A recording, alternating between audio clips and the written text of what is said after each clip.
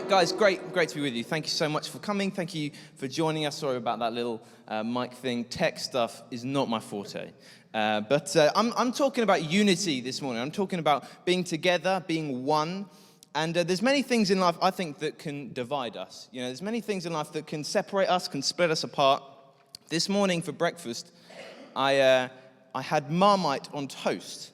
Everyone knows that you either love Marmite or you hate Marmite. Who's here a lover of Marmite? Yeah, okay. All right, most people. Seems like most people. Second question, okay. I've recently got into Marmite on toast with peanut butter. Okay, put your hands up if you are a few more. That is more divisive. That is easily more divisive. There's many things in life that can split us, that can divide us, that can separate us. And in our lives, I think, especially in modern life, people say that we live in a bit of a divided world. If you look at, like politics, for example, you'll see that people are, very on this side or very on that side, and often very polarized. Or you look at, other issues, other things. It's easy for us to be divided. It's interesting, though, that this isn't just a kind of modern phenomenon. Actually, if you go back to the time when the New Testament was written, the ancient world was also very divided. It's also incredibly divided. What there was, for the first time, and people from different cultures could move around the Mediterranean because of Roman infrastructure. And so you'd have pockets of different kinds of people in different cities, and they often wouldn't get along very well. And even within Roman society, there was a very strict status kind of division, and so people were divided according to their social status. People who were young were viewed as inferior to people who were older, and similar sexism and racism would have been prevalent. Different religions, different gods. The culture in which the Bible is written was divided, but it is into that culture that Paul says, together as a church, be one, be united, be together. He says, stand firm as one, together, united with one mind.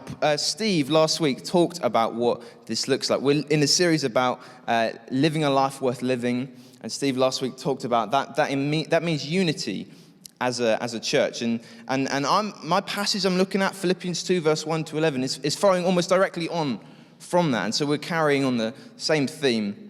Paul says in 1:27, just before my verse, conduct yourselves in a manner worthy of the gospel of Christ. And the way that you do that is being united as a church. So then Paul goes on and says this, therefore, if you have any encouragement from being united with Christ, if any comfort from his love, if any common sharing in the Spirit, if any tenderness and compassion, then make my joy complete by being like-minded, having the same love, being one in spirit and of one mind. Do nothing out of selfish ambition or vain conceit. Rather, in humility, value others above yourselves, not looking to your own interests, but each of you to the interests of others. And we're going to pick up and keep going. Paul's going to continue on that theme. So I was reflecting on this and I was thinking, in what ways can people be united? In what ways can people come together? In what ways can people join together? I was thinking, I was watching Eurovision a few weeks ago. Did anyone watch Eurovision? Our performance was horrendous, so you didn't miss anything. But during Eurovision, people would pop up and they'd say things like this. It's like, we're so grateful, we're so happy that we're united in a common love of great music. And I remember thinking, well, it's not great music though, is it? It's like subpar European pop. But we're united in a common interest, which is music. We're united in a common interest, which is music. There's other ways that we can, other kind of interest, we're united in this kind of common interest, which is like fishing, or a certain activity or a certain entertainment, a new show. We're all here, we're all together, we're united in watching this thing that is on the screen. We can be united around a common interest. Is that the kind of unity that Paul's talking about in church? Does he say, be a church united around this kind of common interest that you have in faith or in the Bible or in kind of coming to a church? He doesn't say that. But if I'm honest, I think I have learned to view or grown in viewing church as if my relation to other people is based purely on the fact that we have a common interest. And that's kind of it, a common interest. But the problem with this is if this like unifying factor, this thing in the middle that we are unifying around, if that's purely common interest, then we're only unified as long as that interest continues to satisfy. As long as everyone's interest remains the same, so long as it's still going. So for example, so if we reach the end of a church service and we all go our separate ways, if the interest is in the service, then the unity ends the moment that we walk out the door. Us being church ends so long as when we finish what we're doing. If church is only a common interest, if the relationships that we have with each other are only based on having a common interest, then it's just like a hobby, and it means that we have an attitude around it being us. But that's not how church works. We do have interests in common.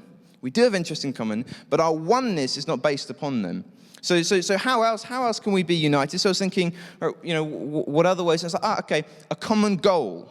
A common goal. Have you ever been in a group of people where we're united around this like common objective? Like take a sports team. Their goal is to score a goal. I suppose get the ball into the back of the net. We're all in the team and we're all together for that objective. Or maybe it's something else. Maybe work. We're in a team and we're working towards. We've got to finish the project. We're united around the finish the whatever it might be. Or even take like the environment, for example. A common goal is to unite together in order to kind of reduce carbon emissions and to reduce plastic pollution, which is a fantastic goal. And I'm so grateful that these guys are talking about it on the screen. But it's a goal, right? It's a common. We're united around an objective. Is that the kind of unity that Paul talks about in the passage? We say, we do have goals as a church. We do have objectives, but it's more than that.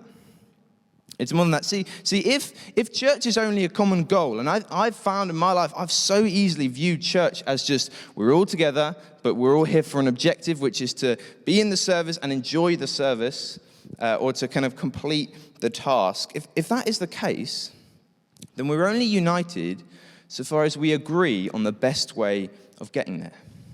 Which means that if I'm here and I'm kind of taking part in the service, and if someone does something that I'm like, I'd prefer it to be a different way, I'd prefer it to be more like this, and they're doing it like, I'd rather the worship be like this rather than the way it is at them. If our way of doing church, if our understanding of what church is about purely about an objective, then we will not be united when we disagree on the right way of achieving the goal. And dude, I have so fallen into this trap. I've so fallen into this trap. It's so easy to end up thinking like this because what happens is we end up being kind of dominated by our opinions. My opinion is this in how to do that thing, or my goal is this in how to do that thing. It can be about opinions, and it can lead to either kind of complaining or, at the very least, you find people who are like you, who have the same opinions as you, and then you just kind of grumble together about the fact that it's not the way that we would like it to be. Unfortunately, that's so easily the way in which we can view church, about having this kind of like common goal, and that's kind of all it is. But church is not purely about having a common goal. We do have a common goal, but it's more than that. We're united in more than that. So another one, okay, so taking it further, unity in shared opinions or shared beliefs. Unity, surely this is the right one, right? Because we're a church, that's what we do. We all agree on the Bible and, and stuff. Or take another example, like politically, you've got a group of people in a political party who all agree on the same belief, which is the way in which the country should be run. Or maybe morally, a group of people who are all kind of together in the sense of like, we believe this is right, we believe this is the way in which things should be done, so we'll gather together and we'll protest at the streets or something like that. We can be united around the things that we believe. Theologically, united, this is who God is and this is what he's done. Surely this is the kind of unity that Paul is talking about. This is the kind of unity that the church has. I don't think he makes that emphasis either in the passage I've just read. And we'll read it again. We obviously do have shared beliefs. We obviously do have that in common, but that's not the unifying factor. There is more to unity than our theological opinions. Church isn't just some kind of like theological committee in which we all gather together and we all just agree on stuff. No, it's about community. It's more than this. It's more than just theology or opinions. Because I think if opinions and beliefs are this like primary way in which we like view each other as together, then I think we can prioritize right thinking over relationships. I think we can prioritize like this is the right way, this is the correct way, this is the right thing, this is the right belief. And if someone slightly differs from that, or comes from a background that believes in a slightly different way, or interprets the verse slightly differently, then it's like I'm not sure what to do there. Or maybe it's like, right, I need to, my job, my responsibility, correct you, or something like that. And it can mean that we don't value relationships as much. We don't value, so unity within the church isn't just about our common beliefs or opinions. It's something more than that. Something more than that. So what does Paul say? What is Paul saying here? Well, he says, if you have, which most commentators kind of believe is rhetorical. Like Paul knows these guys. Like he's saying since you have. So, and some translations read it like that. So that's what we'll read it as. It says, since you have encouragement from being united with Christ, since you all have comfort from his love, since you have a common sharing in the Spirit, and since you have tenderness and compassion, since this has happened, be united. Paul begins his appeal for the church to be together by reminding of what each of them have experienced, a unity with Jesus. What does he say? He says, since you have encouragement from being united with Christ. This community, what church is a group of people who are gathered together, not by mere interest or by mere objective or by mere opinion, but united in the fact that they have been transformed by the real and active person of Jesus, being united with him through faith by the Holy Spirit, which is a bit of a long sentence. But if you want to kind of have that bit unpacked more, read the first 3 chapters of Ephesians. That's basically what it's about. I'll read it again. This community is comprised of individuals who are united not by interest, not by objectives or opinions, but united in that they have been transformed by the real and active person of Jesus, by being united in him through faith by the Holy Spirit. He is the uniting factor. He is the one in the middle in which all of us are uniting around. He is the unifying, and each of us have been connected with him, which is why he says, now, have you received his love? Have you received his encouragement? He's in the middle, and each one of us have been connected to him, receiving his encouragement, his love, his comfort, his compassion, and his tenderness. Therefore, since each of us have been connected to him, we are through him connected to each other. That's how the unity works. This kind of unity goes beyond people's, individuals, members' opinions or tastes or styles or views. I'm a Christian not because I have a certain opinion about who Jesus is, but because irrespective of my opinions, Jesus took hold of my life. And he did that over a long period of time, and it took me a long time to kind of acknowledge it. But once I had acknowledged it, that's when I started becoming a Christian. And it's the same. We have different stories, but we will all have this in common. If you're a Christian because Jesus took hold of your life, and you couldn't escape it. C.S. Lewis basically says, I got converted when I gave in, because I couldn't run from Jesus anymore. He was just knocking on the door too hard. And, if you are here and you're not a believer, or you're watching and you're not a believer, I want to encourage you, consider, is Jesus already moving in your life? Is he already at work? And do you need to simply acknowledge that and let that be the moment where you make the commitment? But this is the thing. It's not about my opinion or belief. That's not why I'm part of this church. It's not why I'm a Christian. That's not it. It's not about what each person thinks. It's about what Jesus has done. Therefore, complaining, grumbling, conflict, and exclusion, that has no place within the church. And actually, if it is happening, then it is an affront to the person in which we are united around. That's challenging stuff because I'm just saying that I'm a sinner here, because that's my attitude so much of the time. It's challenging stuff. This is what Paul is communicating to his listeners. That's why he says, the next thing he says is, make my joy complete. Make me happy. Make my day. Give me something to celebrate about. The fact that you are spiritually united and you are practically united as well. He says, be like-minded. Have the same love. Being one in spirit, of one mind, with no selfish ambition, no vanity or self-obsession, valuing others more highly than yourself, looking out for other people, not yourself. It is impossible to do that if we think that the only thing we have in common is a common interest or a common goal or even common beliefs. No, the thing we have in common is Jesus has taken hold of our lives. That's it. That's the thing. In your relationships with others, have the same mindset as Jesus. So now Paul he turns his kind of trajectory a bit, and he kind of makes it mad practical. Okay, it's super duper practical. He says, it's all about your mindset. How do we do this? Well, mindset, which means kind of your mentality or your disposition or kind of like your attitude, your viewpoint, your way of thinking or way of seeing the world. He says, look, each of you have been united with Christ, and for you to be united with each other, you need to have the same mindset as Christ had. You need to take upon you the same mindset as Jesus. In your relationships with others, have the same attitude of mind as Jesus. That's what he says. Have you ever been around someone or kind of just been hanging out with someone and they've just like spontaneously burst into song? I feel like sometimes that's me just like randomly just singing in and around the house. That's what Paul does now. That's what Paul now does because he includes a song.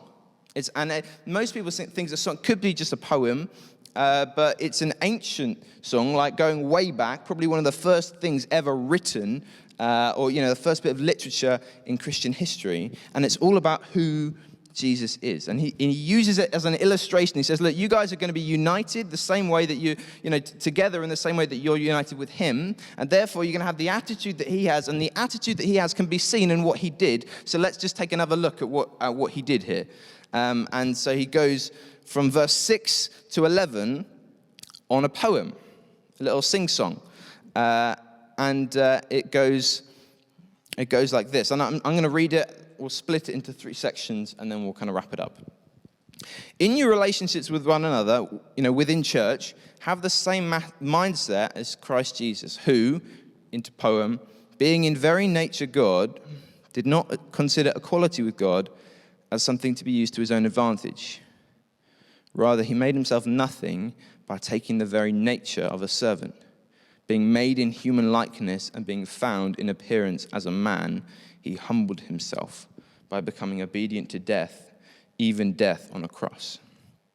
Therefore, God exalted him to the highest place and gave him the name that is above every name, that at the name of Jesus every knee should bow in heaven and on earth and under the earth, and every tongue acknowledge that Jesus Christ is Lord, to the glory of God the Father. This is poetry, so like interpretations vary, which means translations can be a little bit tricky. So if you've got slightly different wording, that's okay. But the theme is very consistent across the different ways you can read it. The first thing is that Jesus pours out. That he's in the nature of or in the form of God, which is like technical philosophical language for saying like he is God, but he's distinct also. And that's a whole different thing for another day. But he's saying, look, he is in this position of privilege. But he doesn't hold on to it. He doesn't keep it. He doesn't use it for his own advantage. No, he goes out of his way and he gives it up. He's not ambitious for himself. He's not trying to benefit himself with his privilege or status. No. Being motivated out of concern for you and I, he decides to give all that up and become a human being. He was in the nature of God. Now he's also in the nature of humanity. It's a pretty drastic transition. Imagine becoming a slug. It's probably something, relatively similar sort of thing. It's like it's going from this incredible place down to the very lowest place in comparison because of love, because he cares, because of compassion. That's his attitude. That's his modus operandi, to pour out rather than to store up, to look away from himself to serve others. And that is the mindset that Paul is encouraging each one of us to have. How much of your life is orientated around you? Probably like 95% for me, probably. I don't know. It's so easy to live your life according to your own, self and according to your own situation, your own, immediate, family or friends or whatever. No, the point is that when we gather together, when we come as a church, our mindset is fixed on not us, on each other. Not us, not each other, which is why it's really difficult to do church without other people. Which is why church on a sofa is like close enough, but it's not real church. Because real church is about people, and we can only be so connected, through a screen. But I'm just going to chuck that out there. It means, guys, it means patience. It means kindness. It means joining a team to serve again, even when it'd be easier and nicer and more comfortable to not. That's practically what Paul is talking about here. Jesus could have remained where he was and held on to his privileges and his comforts and his enjoyments, but he chose to deliberately give it up for others, for our sake even. So should we give up these things for each other. And not only that, but Jesus goes even further. It says, being found in appearance as a man, he humbled himself by being obedient to death, even death on a cross. Now appearing as a man, not like appearing like, da-da, I'm here. Kind of like, when people see him, all they see is the human side of him. He's so humbled himself that it's actually, unless he reveals himself as God, they wouldn't have seen it. And you kind of check that in the kind of Gospels. But the point is, he went all of the way. He went further. He didn't stop at simply becoming human. He went to the most degrading and shameful way of dying, potentially, in the world at the time, for the sake of you and I. He didn't have a limit on how far he would go. He didn't say like this far and no further. I'm happy to serve once a week, or I'm happy to a month, or I'm happy to kind of do this, but that's probably that's where I draw the line. I'm not going to commit myself too far. I've got other, Jesus says no, out of love and compassion and affection and desire for each other, he goes all the way. He goes all the way. I want to question, have you drawn a line where your commitment to church is and said, I won't go further than that? Have you? Whether you have or whether you haven't, maybe you have and you haven't even noticed it, I want to encourage you, rethink that line.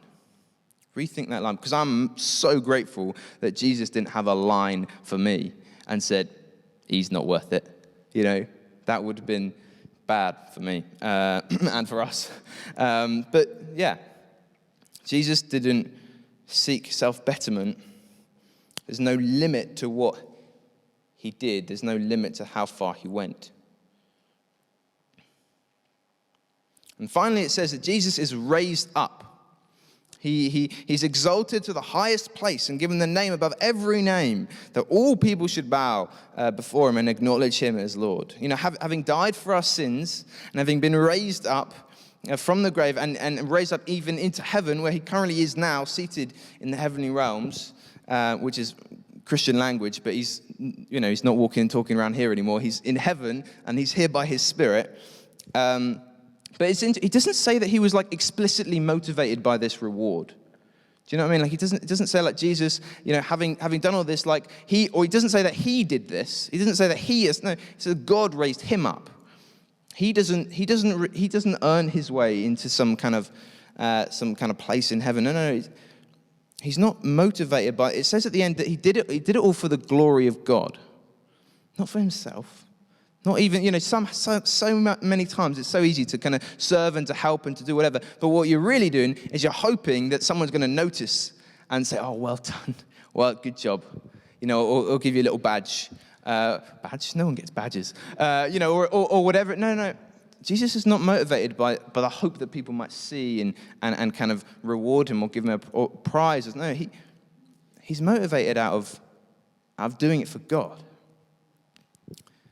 It's challenging. It's challenging stuff to consider. Where am I serving really so that people might see and give me some validation or give me some reward or give me some prize?